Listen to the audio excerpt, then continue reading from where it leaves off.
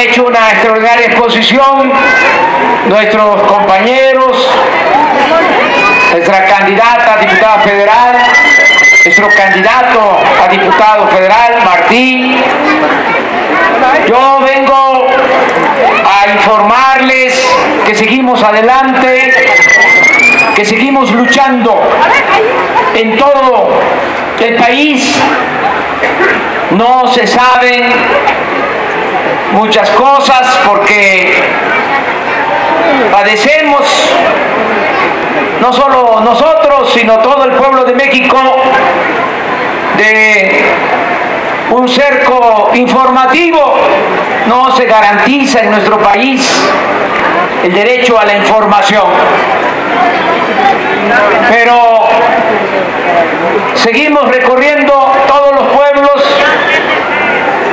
del país y hay ahora, y eso se los informo, una buena nueva.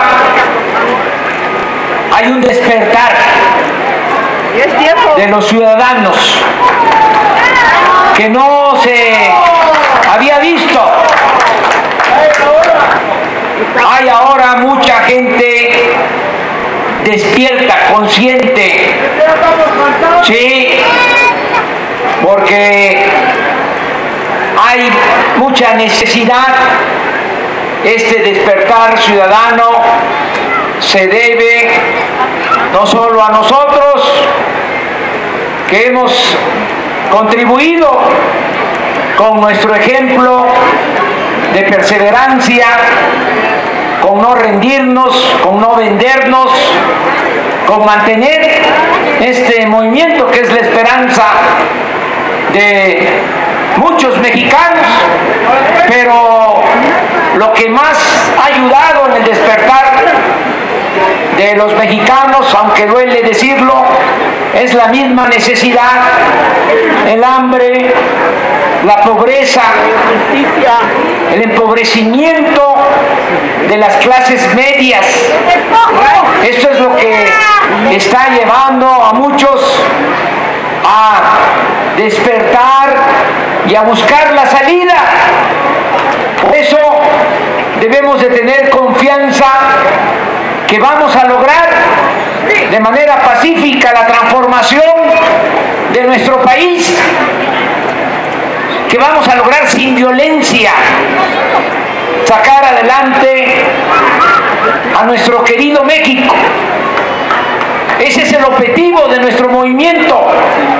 No hay que perderlo de vista. Queremos transformar al país. No es la lucha del poder por el poder o de la ambición al dinero, para ubicarnos bien, para dimensionar lo que queremos. Pensemos que han habido 3 grandes transformaciones cuando se han necesitado en la historia de nuestro país. La independencia, ese movimiento que iniciaron 2 curas extraordinarios, rebeldes, Hidalgo y Morelos, que no solo lucharon para que México fuese un país independiente luego de 300 años de dominación colonial, sino fueron los que proclamaron la abolición de la esclavitud y la justicia. No olvidemos lo que decía Morelos hace 200 años, que se modere la indigencia y la opulencia. Ese documento célebre, Los sentimientos de la nación, que con mucha humildad le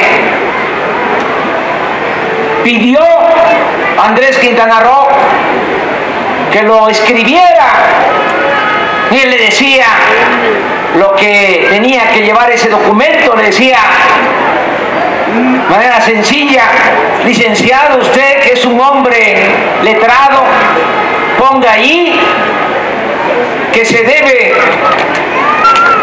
de elevar el salario del peón. Miren de qué manera tan sencilla y clara planteaba hace 200 años lo que ahora se está demandando: que se mejoren los salarios, que se mejoren los ingresos de los trabajadores. Decía Morelos: escriba que se eduque al hijo del campesino, al hijo del barretero, igual que al hijo del más rico hacendado. Decía Morelos que haya tribunales que protejan al débil de los abusos que comete el fuerte.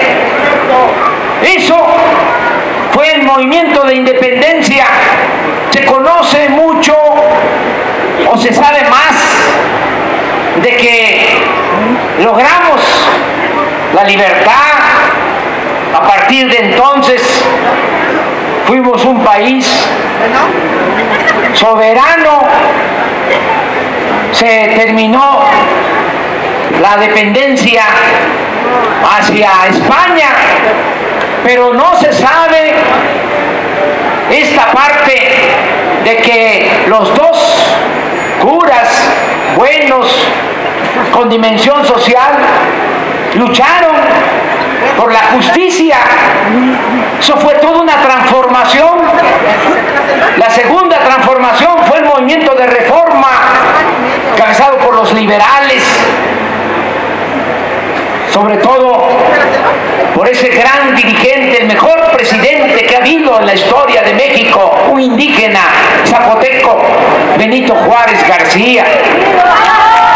Esa fue una gran transformación, porque entonces, como ahora, porque la historia sí se repite, en eso creo que se equivocó un gran filósofo que dijo que la historia solo se repetía en su versión caricaturesca. En aquel entonces, como ahora, no se querían los cambios, y cuando los conservadores estaban prácticamente derrotados, se atrevieron a ir al extranjero a traer a un príncipe, a Maximiliano, a la emperatriz Carlota, para dominar México. Nos invadió el ejército más poderoso del mundo en ese entonces, el ejército francés, pero se resistió, porque ese grupo que rodeaba a Juárez eran hombres que parecían gigantes, que tenían una fe inquebrantable en la causa que defendían, y resistieron, y se logró restablecer la república, y se expulsó a los extranjeros. Se logró la segunda independencia de México. Y la tercera transformación que ha habido fue la revolución de 1910. Hoy precisamente es un aniversario de un asesinato infame de uno de los dirigentes sociales más importantes de México y del mundo, el general Emiliano Zapata Salazar. ¿Por qué fue esa revolución? Porque Porfirio Díaz, también como ahora, entregó las riquezas de México a los extranjeros. Se entregó el agua, se acapararon las tierras, se entregaron las minas de oro, de plata, de cobre, se entregó el petróleo, se esclavizó al pueblo.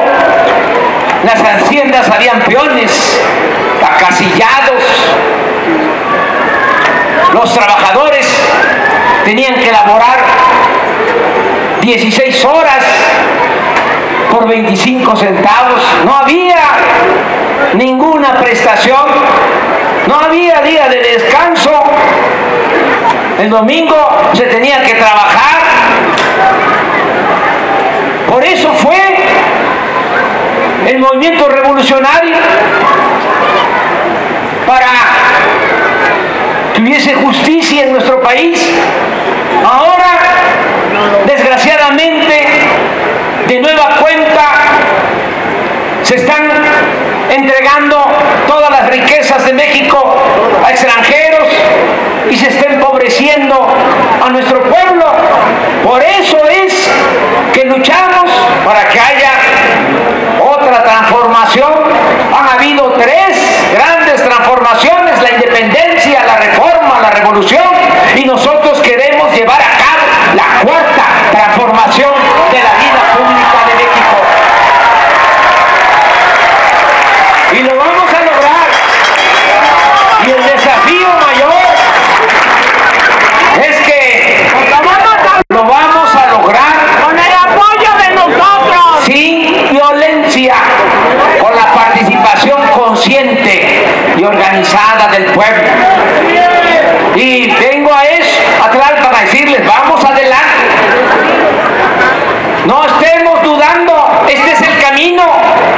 Además, no solo por nosotros, ya nosotros de una u otra manera vamos de salida. Ya hasta podemos decir gracias a la vida que nos ha dado tanto. ¿Pero qué le vamos a dejar a nuestros hijos, a nuestros nietos, a las nuevas generaciones si no luchamos? Y hay algo todavía más importante para no dejar de luchar.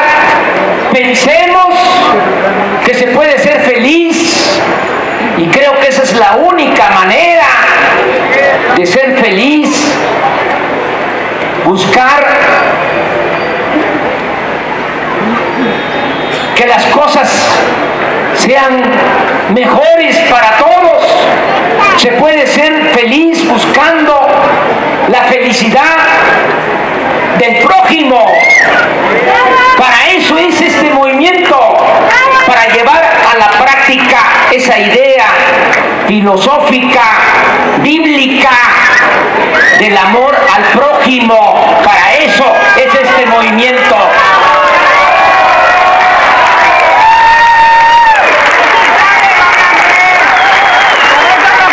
No estemos pensando que es en vano lo que hacemos. No, la verdadera felicidad, siempre lo he dicho, no es acumular bienes materiales, riquezas, títulos, fama. La verdadera felicidad es estar bien con uno mismo, estar bien con nuestra conciencia y estar bien con el prójimo. Y ese es el propósito que tiene nuestro movimiento.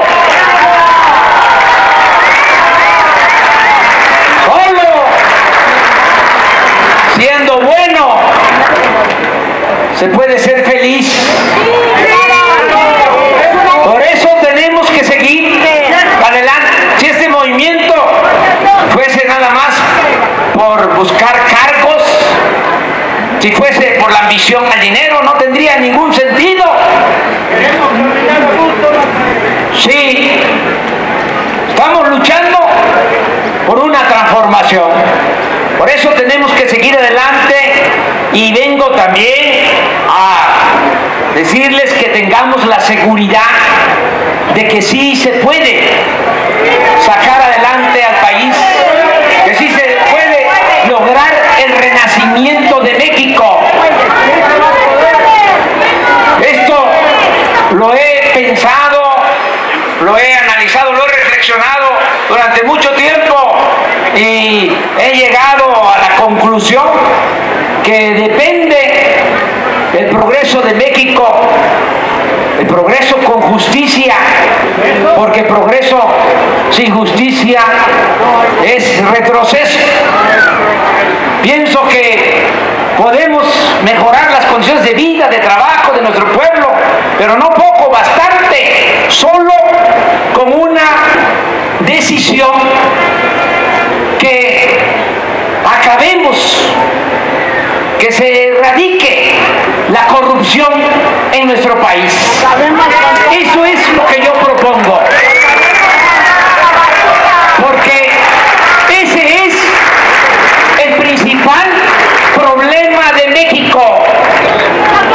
Esa es la causa de la desigualdad económica y social. Eso es lo que ha llevado a esta grave crisis económica, esta grave crisis de bienestar social. Se puede decir que es un problema la falta de trabajo, desde luego. No hay empleos. Si seguimos preguntando, va a salir que los salarios no alcanzan. En el campo, dicen los productores, que no hay apoyo para los productores que tienen que vender barato lo que producen y comprar caro todo lo que necesitan.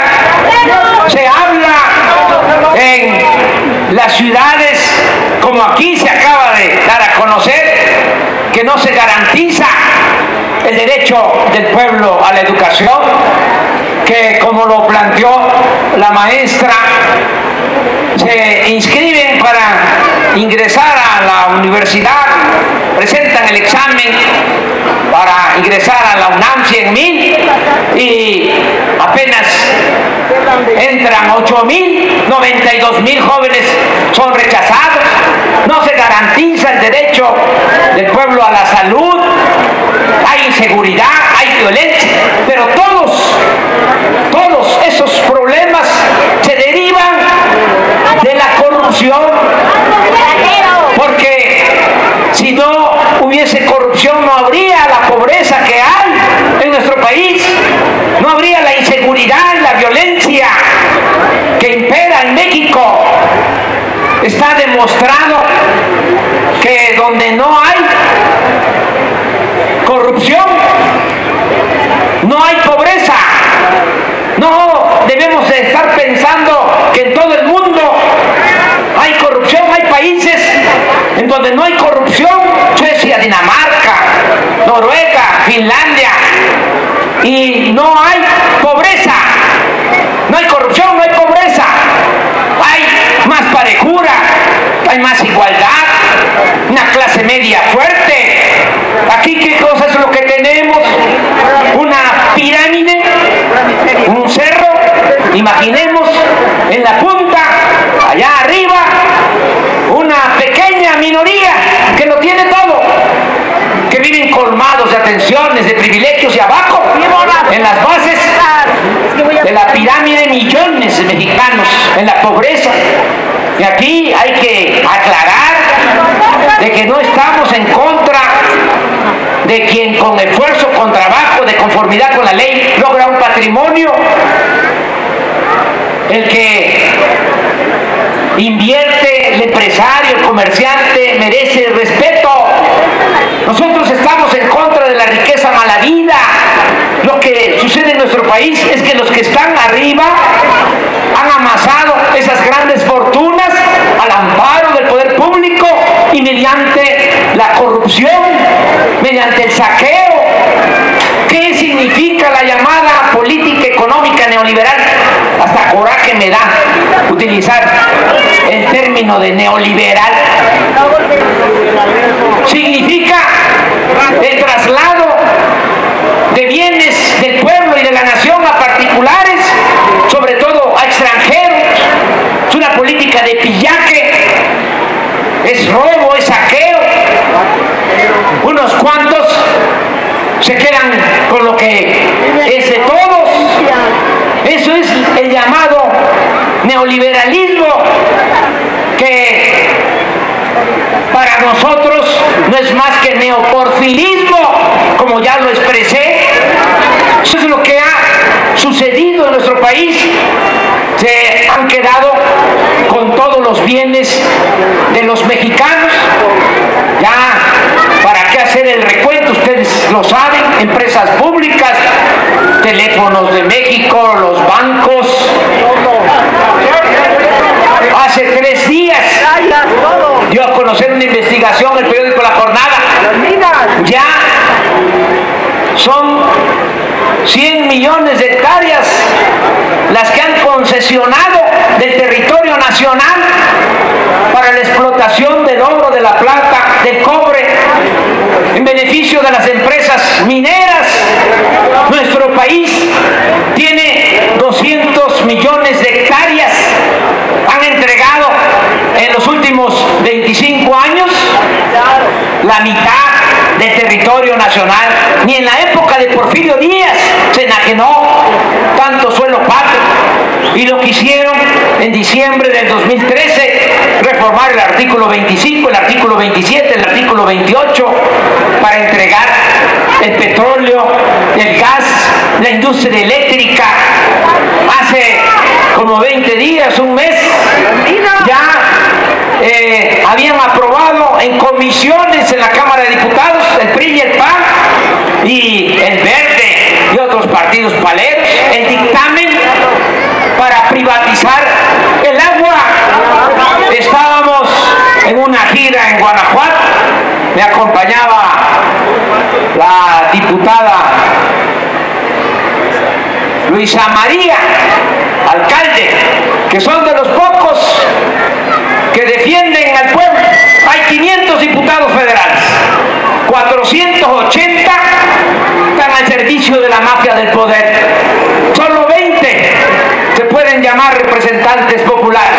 Y ahí en un acto en Guanajuato le dije, con todo respeto,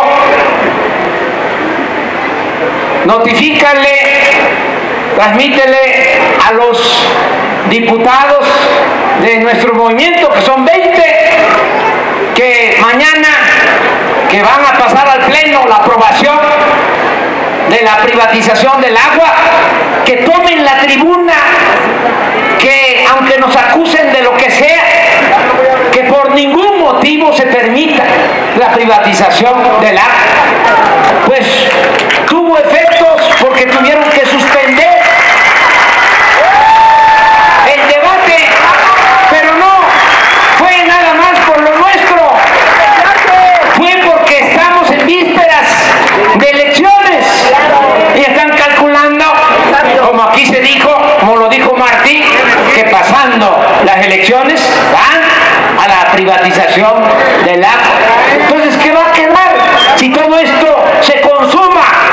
Ya solo que se apruebe una ley dando a conocer que vamos a ser esclavos los mexicanos de nuestra propia tierra.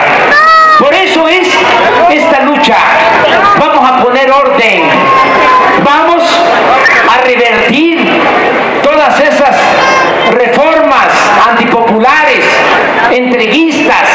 Vamos a dejar la Constitución como estaba, como la escribieron los constituyentes de 1917, después de la Revolución. Vamos a dejar como estaba el artículo 3º, el artículo 27, el artículo 123, para que quede más claro. Vamos a cancelar la llamada reforma laboral, porque afecta a los trabajadores. Vamos a cancelar la llamada reforma educativa, porque afecta al magisterio. Vamos a cancelar la llamada reforma fiscal, porque afecta al comercio, a las empresas, a los consumidores, y desde luego vamos a cancelar la llamada reforma energética, porque el petróleo, la industria eléctrica no son del gobierno ni de los extranjeros. El petróleo es del pueblo y es de la nación, y lo vamos a recuperar. Vamos a poner orden. Se va a terminar con el saqueo y se va a manejar el presupuesto, que es dinero de todos, con honradez. Solo con eso, como se dice coloquialmente, otro gallo cantaría. Miren,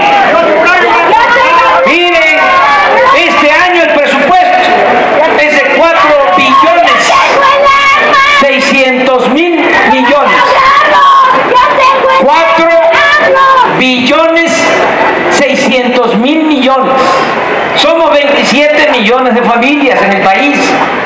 Si ese dinero, por poner un ejemplo, se entregara y se repartiera en partes iguales, alcanzaría para entregar 12,000 pesos mensuales por familia. Pero eso no sucede. Ese es el robo más grande que se hace a la vista de todos. Y no debemos de permitirlo ni acostumbrarnos. Se quedan con la mayor parte de ese dinero. Se roban una buena cantidad y otra parte se utiliza para mantener el aparato burocrático, para mantener una estructura burocrática costosísima, parasitaria. Le cuesta mucho al pueblo mantener al gobierno, porque para que la mafia pueda saquear a sus anchas necesitan tener el control de todas las instituciones que están secuestradas y les pagan muy bien a los altos funcionarios públicos, los tienen maiciados a todos para que no tengan ninguna oposición los de la mafia del poder. Yo calculo que se roban por lo bajo, y en esto a lo mejor soy conservador, el 10% del presupuesto nacional. Puede parecer poco, pero si estamos hablando de un presupuesto de 4.600.000.000.000, el 10% son 460.000.000.000 de pesos. Eso es lo que se roban cada año los políticos corruptos del país. 460.000.000.000. No hay ninguna banda, por famosa que sea, ni en México ni en el extranjero, que robe tanto. Cuando detuvieron al Chapo o a la Tuta ahora, lo detuvieron al Z42, me preguntaron siempre lo mismo, que si qué opinaba. Siempre contesto que está bien, pero que no va a cambiar nada, porque va a seguir funcionando la banda que más daña al país, el cártel que más daña a México, el cártel de Los Pinos que encabeza Peña Nieto. Ese es el problema principal. Que no nos vengan a hacer creer de que esos son los más temibles rateros de México. No, esos son niños de pecho en comparación con los políticos corruptos que hay en nuestro país. Nosotros tenemos que tener muy claro eso, aprender la lección sencilla que aplica para nuestro país, que el peor de los ladrones es el político corrupto. Si terminamos con esa corrupción, sacamos adelante el país.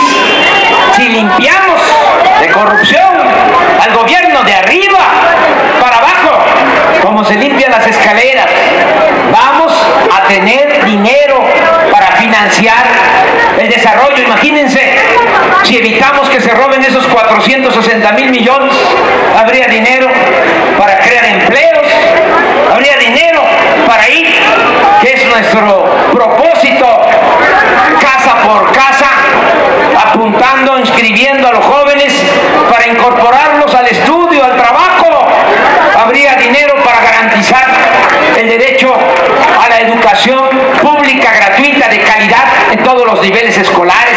100% de inscripción a todos los jóvenes que quieran estudiar en las universidades públicas. Ningún rechazado. Para todo eso alcanzaría, y para más. Y no es teoría, no son ocurrencias. Fui jefe de gobierno de la Ciudad de México y sé muy bien que si el dinero del presupuesto se maneja con honradez, rinde, alcanza para muchas cosas. Todavía recuerdo que cuando nos tocó decidir que iba a haber pensión para todos los adultos mayores, habían hasta en el mismo gobierno nuestro quienes decían que no iba a alcanzar. ¿Cómo no va a alcanzar? Alcanzó para eso y para más, cuando no hay corrupción, cuando no hay lujos en el gobierno. de gobierno, nunca salí al extranjero, nunca se compró un vehículo nuevo para funcionarios. Por eso tengo autoridad moral, y por eso puedo decir cómo es que se tiene que hacer para sacar adelante el país. Les voy a poner un ejemplo sencillo, que aquí nos llevaría mucho tiempo hablar de este tan importante tema. Cuando fui jefe de gobierno nos tocó construir 2 hospitales de especialidades, entre otras cosas, uno en Iztapalapa, se llama Belisario Domínguez, 150 camas, costó 375 millones de pesos. Otro, la delegación Álvaro Obregón, 125 camas, costó 350 millones. 2 hospitales, menos de 800 millones. Casi al mismo tiempo, Peña, siendo gobernador del Estado de México, construyó también 2 hospitales. Uno en Zumpango, 125 camas. ¿Cuánto creen que cobró? 8,000 millones de pesos. ¿Quién creen que construyó el hospital de Zumpango? IGA, de ese señor Hinojosa, el que supuestamente le vendió la Casa Blanca en Las Lomas en 120 millones de pesos. Para empezar, esa casa no vale 120 millones, vale más de 200 millones, porque no es nada más lo que se ve por fuera, tiene exquisiteces, cambia de tonalidades de la luz de acuerdo al estado de ánimo en que están los dueños, o sea que esa casa siempre va a estar en oscura. Pero no solo es eso, no es lo de afuera, adentro tiene túneles de mármol. Es una de las casas más lujosas del mundo. Un día de esto, a lo mejor va a salir un reportaje en Televisa sobre el interior de esa casa. Yo recuerdo que cuando cayó Hussein, fueron los de Televisa, fue López Dóriga y mostró cómo vivía Hussein, los lujos de las recámaras de la casa de Hussein. Imagínense que algún día Televisa haga lo mismo, sería extraordinario, ¿verdad? La nota es la nota, así dicen ellos. Pero si no, después del 2018, si no la han vendido, a lo mejor una asociación filantrópica la compra y la vamos a convertir en un museo de la corrupción para mostrar cómo era la corrupción en el país.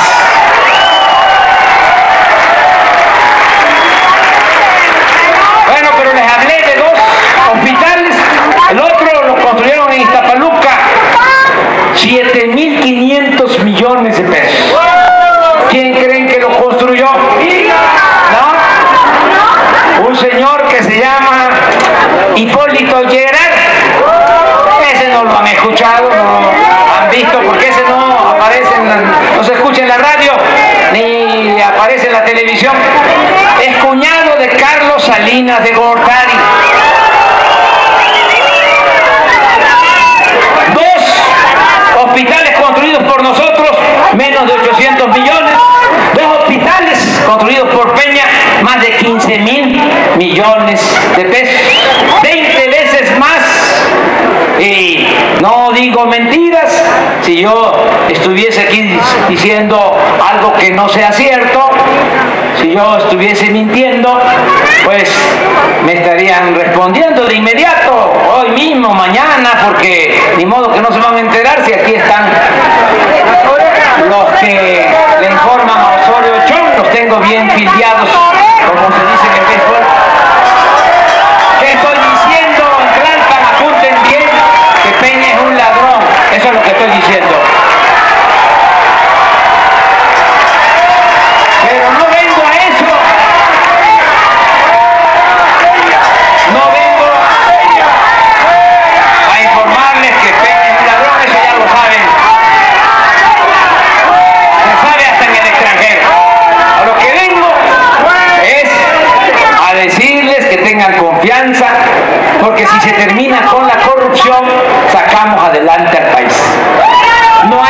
necesidad de aumentar los impuestos, no hay necesidad de endeudar a México, solo acabando con la corrupción.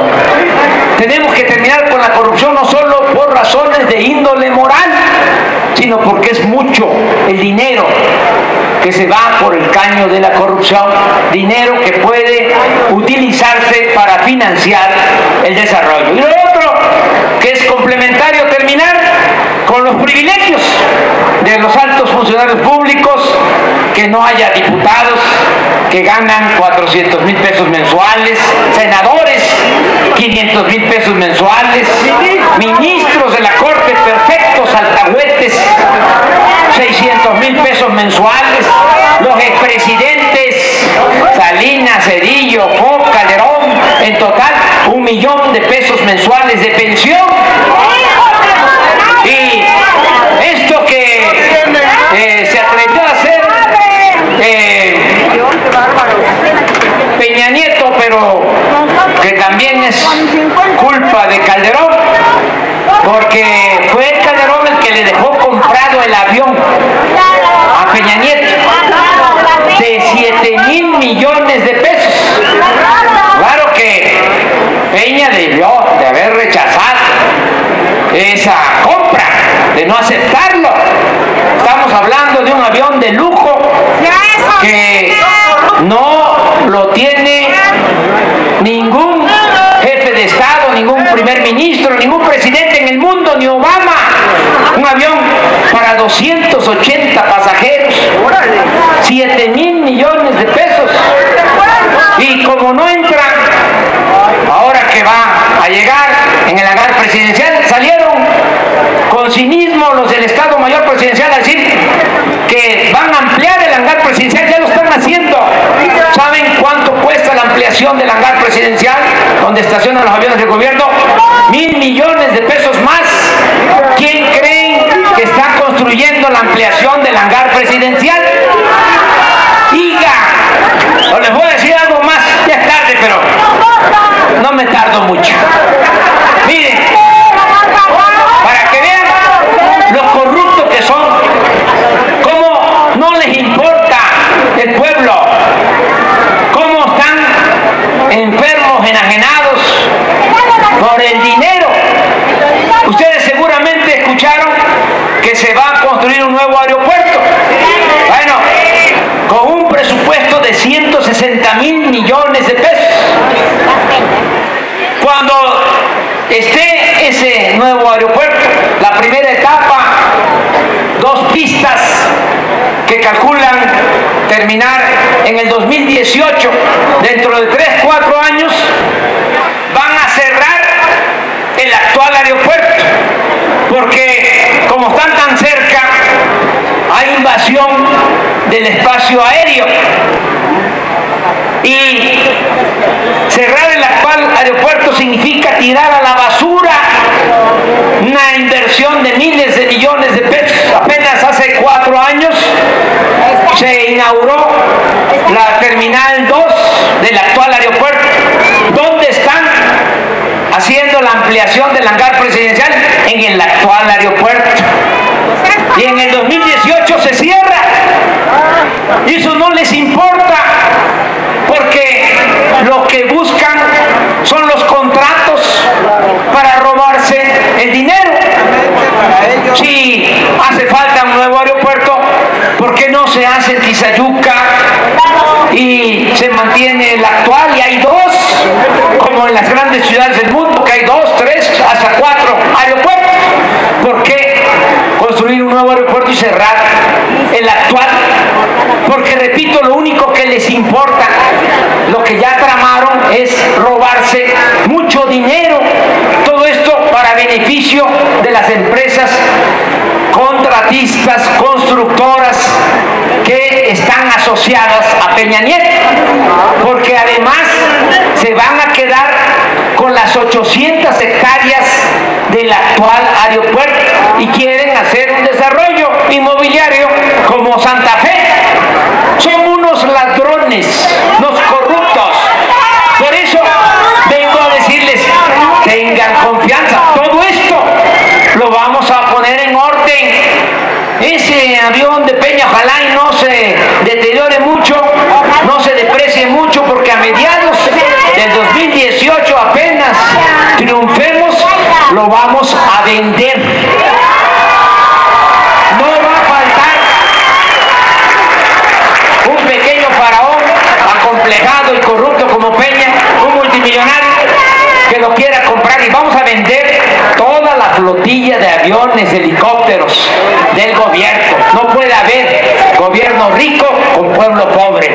Vamos a poner orden en el país y va a haber justicia. Es a eso, ven. Así les tengan confianza, si se puede, tenemos la fórmula y vamos a seguir adelante. Y vengo también a informarles que ya no estoy en el PRD. Tuvimos que salirnos del PRD, fue una necesidad, porque si no, ahí nos íbamos a empantanar, nos íbamos a meter al lodo. Ya se echó a perder ese partido, se corrompieron los dirigentes, aguantamos bastante porque estábamos pues buscando que con la unidad en el 2012 se lograra la transformación del país, y se tuvieron que hacer cosas que ahora hasta me apenan. Le tuve que levantar la mano a ciertos personajes que son indignos, deshonestos, pero no podíamos seguir en lo mismo. Teníamos que poner a salvo este movimiento y por eso pintamos nuestra raya.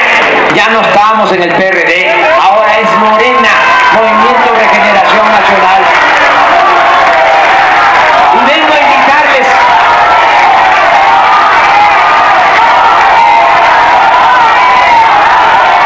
invitarles a participar en Morena, sean del PRD, del PT, del Movimiento Ciudadano, del PRI, del PAN, porque aquí no está el problema. El problema está arriba, están aplastando a todos por parejo, sin distinción de partido.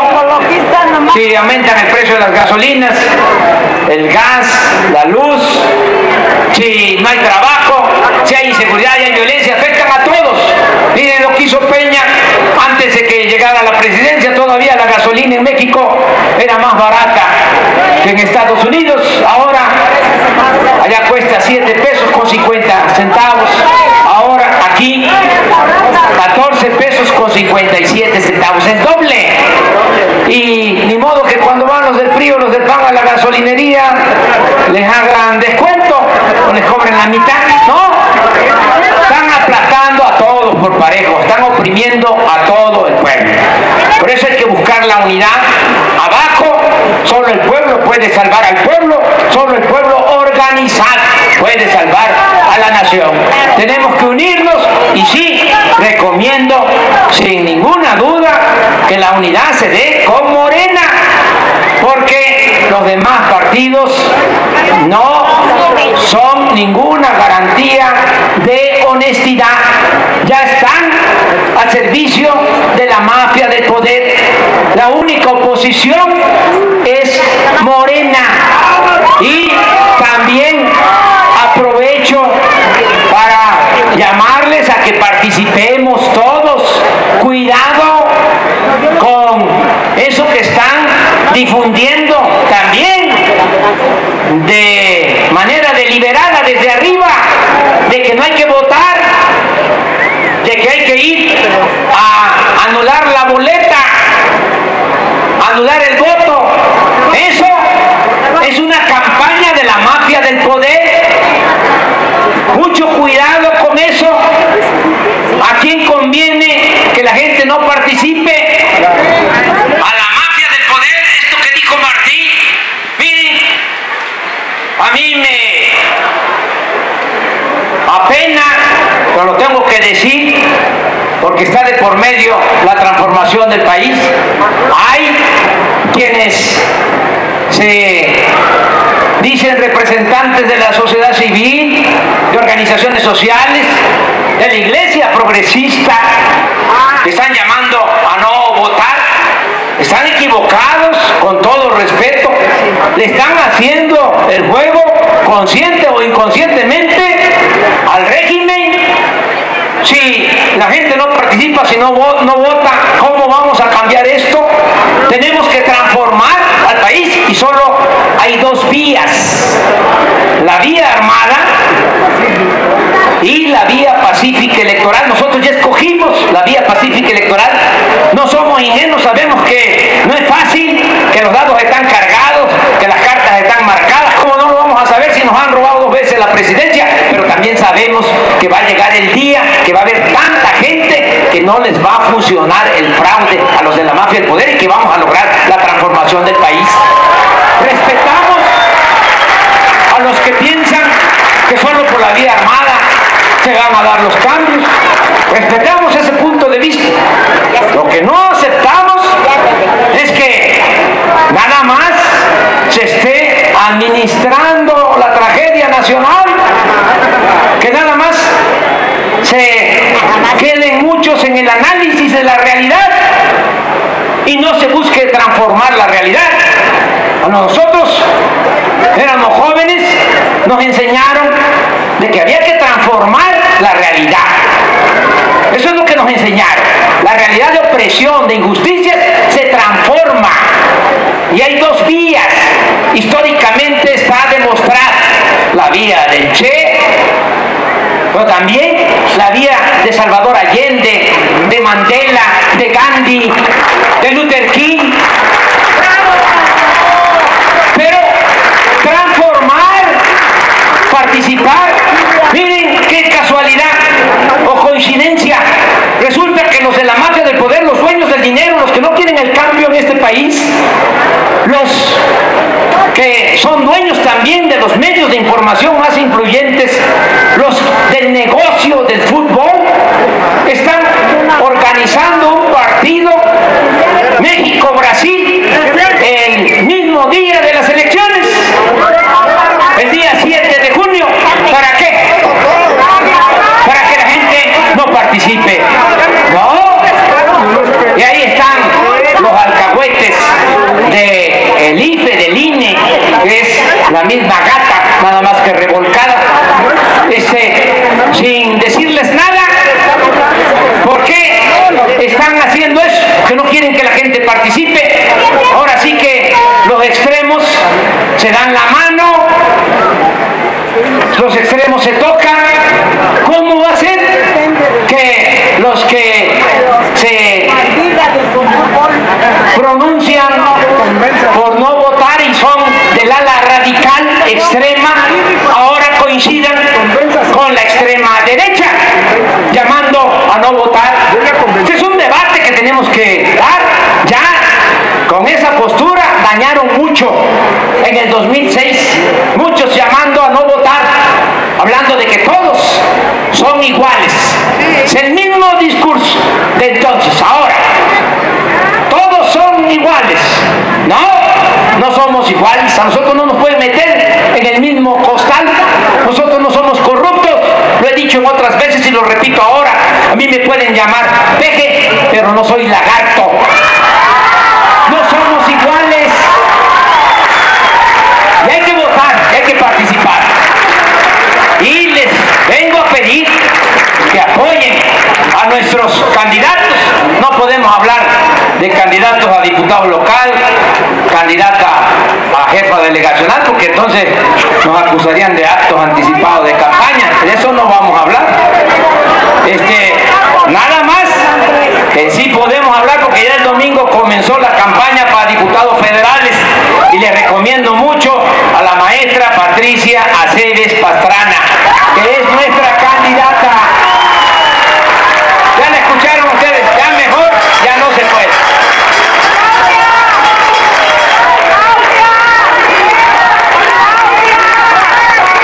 Preparada, inteligente, honesta, una mujer extraordinaria. Y Alfonso Ramírez Cuellar, un dirigente ejemplar, extraordinario.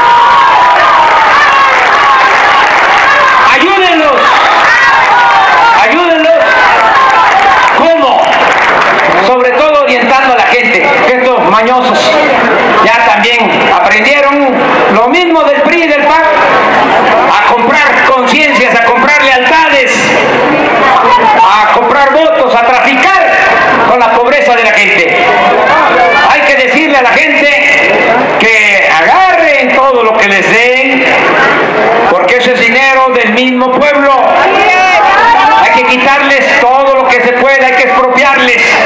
Ya estoy haciendo un trámite con ministros de las iglesias evangélicas y con sacerdotes y obispos de la iglesia católica para que en esta temporada se permita decir una mentira piadosa cuando lleguen los mañosos, a decirles: te voy a apuntar, vas a tener tu televisión, vas a tener tu despensa, te vamos a dar tus tinacos, también tu agua, vas a tener tu tarjeta, pero vas a votar por nosotros, sí, y también vamos a contar con el voto de tu familia, también, y a la hora de la hora, toma tu voto. No puedo hacer el ademán porque entonces sí salgo hasta en el canal de las estrellas. Aquí está, muy cerca, Morelos. Miren, cuando Porfirio Díaz mandó a Chacal Huerta a combatir a Zapata, iba este general sanguinario a los pueblos de Morelos, reunía a la gente en la plaza y les preguntaba: ¿ustedes con quién están? ¿Están con Zapata o están con el gobierno? La gente indígena, campesina, muy leal, contestaba: estamos con Zapata.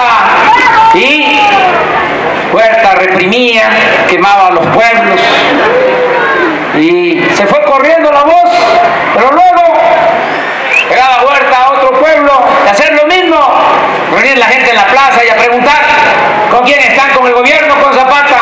Ya la gente contestaba: con el gobierno. Ya se iba Huerta, y apenas iba saliendo de los pueblos se escuchaban los gritos: ¡viva Zapata! Aquí todos somos zapatistas.